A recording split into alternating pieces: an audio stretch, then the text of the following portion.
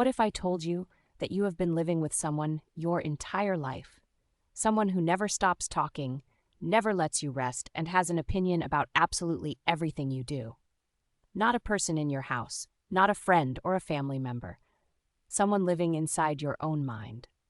Michael Singer calls this your inner roommate. And once you truly understand what he means in the Untethered Soul Chapter 2, your inner roommate, you will never be able to unhear it. This single idea has the power to completely rewire the way you experience your thoughts, your emotions, and your sense of self. Most of us walk through life fully convinced that the voice in our head is who we are. But what Singer reveals will stop you in your tracks. Because the truth is, you are not that voice. You are the one listening to it. And that difference? It changes everything. Stay with me, because we are going deep into one of the most transformative chapters in modern spiritual literature. Let's start with the most foundational insight from this chapter. There is a voice inside your head. Right now, as you watch this, it might be commenting on what I'm saying. It might be agreeing, disagreeing, making a grocery list, or reminding you of something embarrassing you said 5 years ago.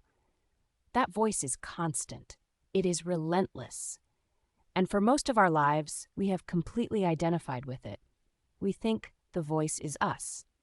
Michael Singer asks you to pause and really examine that assumption. If you can hear the voice, who is doing the hearing? Think about it. You observe your thoughts the same way you observe clouds passing through the sky. The clouds are not the sky, and the thoughts are not you. You are the awareness behind the thoughts, the witness, the one who notices. This is not just a philosophical idea, it is a direct shift in how you experience your inner world. The moment you realize you are the observer and not the voice, something extraordinary happens. You stop being dragged around by every anxious thought, every harsh self-criticism, every spiral of worry. You gain a kind of inner distance that feels like breathing room for the first time. Singer uses the term consciousness to describe this witnessing presence. And the practice he is pointing to is simple but profound. Just notice that you are noticing. That tiny shift is the beginning of real inner freedom. Here is where the Untethered Soul Chapter 2, your inner roommate, gets almost uncomfortably real. Singer asks you to do a thought experiment. Imagine that you had an actual roommate, a living, breathing person, who followed you everywhere and said out loud every single thing that your inner voice says to you. They would narrate your morning. They would question your decisions at work. They would replay your past mistakes at 2 a.m. They would undermine your confidence right before something important. They would obsess about things that might never happen. If a real person behaved this way, you would move out. You would call your friends and say, "This person is making me miserable. I cannot live like this anymore." But because this roommate lives inside your head, we not only tolerate it, we treat everything it says as truth. We give it authority over our mood, our self-worth, our choices. Singer is not saying the voice is evil or that something is wrong with you for having it. Every human being has this inner dialogue. The point is that you have never questioned its authority. You have never stepped back and asked, does this voice actually know what it is talking about?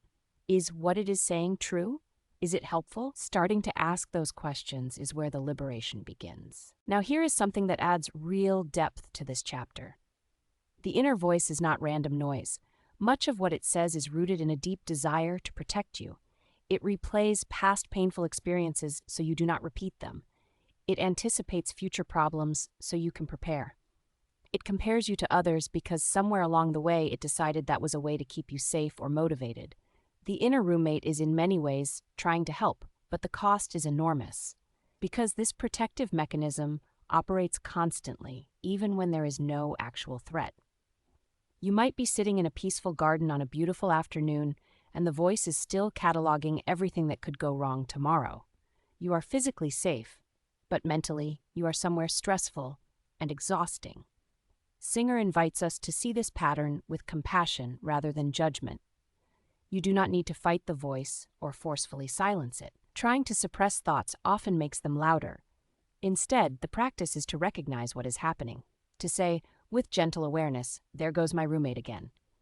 That moment of recognition creates space between you and the thought.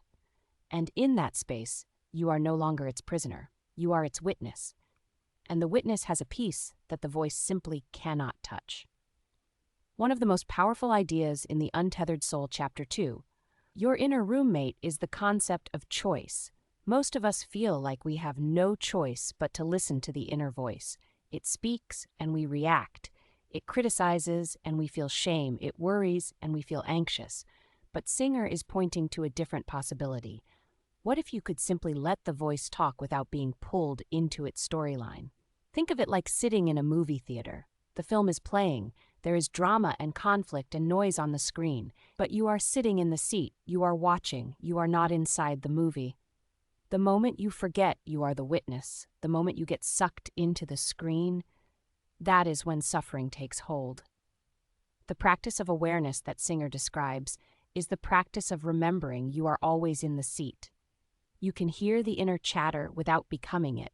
You can notice the anxious thought without becoming anxious. This does not mean you become emotionally numb or disconnected from life. It means you gain a stable center from which you can fully experience life without being controlled by the running commentary about life.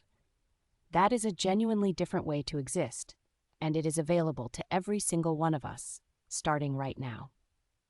So what do you actually do with all of this? The Untethered Soul Chapter 2 is not just asking you to intellectually understand the inner roommate concept. It is inviting you into a practice, and the practice is deceptively simple. Begin to notice the voice, not to analyze it, not to argue with it, not to fix it, just to notice it. Throughout your day, when you catch the inner dialogue running, gently acknowledge it. You might think, there is the voice commenting on this situation, or simply, I notice I am thinking. That act of noticing creates the separation between you, the witness, and the thought, the content. Over time, this practice builds a kind of inner muscle, the muscle of presence, the muscle of awareness. And as that muscle strengthens, you start to experience something remarkable. The voice does not disappear entirely, but it loses its grip, its volume, in a sense, turns down. Not because you suppressed it, but because you stopped feeding it with your full identification. Singer describes the natural state of your inner being as peaceful and expansive. That peace is not something you have to create. It is already there beneath the noise. Your only job is to stop mistaking the noise for yourself. That is the heart of this chapter, and honestly, it is the heart of the entire book. Thank you so much for spending this time exploring these ideas with me. What Singer offers in this chapter is truly life-changing if you let it sink in. We are just getting started with the Untethered Soul, and there is so much more to uncover in the chapters ahead. If you want to keep going deeper into books that genuinely transform the way you see yourself in the world, make sure you subscribe so you never miss a new video. See you in the next one.